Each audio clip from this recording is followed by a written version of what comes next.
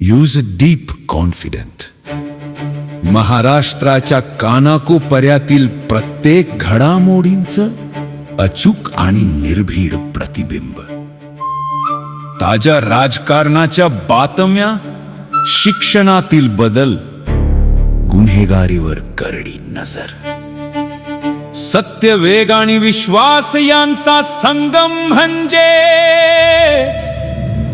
अजिंक्य Maharashtra news.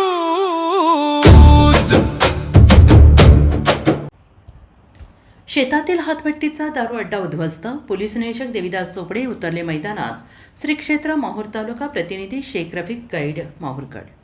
Mahur police ठाण्याचे police निरीक्षक देविदास चोपडे सुट्टीवर असल्याचा फायदा घेत हातभट्टी दारू विक्री करणाऱ्यांनी डोकेवर काढल्याने हजर होताच पोलीस निरीक्षक देविदास चोपडे स्वतः खबर मिळाल्याने धाडी टाकत असून मौजे पापलवाडी येथे आपल्या शेतातील टीन शेडमध्ये मोठ्या प्रमाणात हातभट्टी दारू बनवण्यासाठी रसायन तयार केल्याची माहिती मिळताच दिनांक 5 रोजी धाड टाकून हातभट्टीचा अड्डा उद्ध्वस्त करत 25,000चा मुद्देमाल नष्ट करण्यात आल्याची घटना घडल्याने खळबळ उडाली आहे.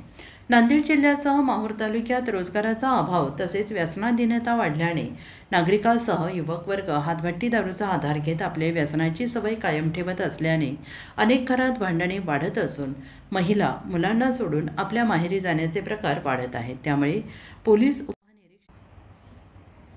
पोलीस अधीक्षक अविनाश कुमार यांनी ऑपरेशन फ्लॅश आउट अंतर्गत हातभट्टी दारू निर्मिती करणाऱ्यांचा कायम बंदोबस्त व्हावा म्हणून जिल्ह्यात हातभट्टी दारू विरोधात मोठ्या प्रमाणात मोहीम राबवत असल्याने पोलीस निरीक्षक देविदास चोपडे यांनी दारू निर्मिती होण्याआधीच अनेक अड्डे उद्ध्वस्त करून वारंवार कारवाया झालेल्या गुन्हेगारांच्या तडीपारीचे प्रस्ताव बनवणे सुरू केलं आहे.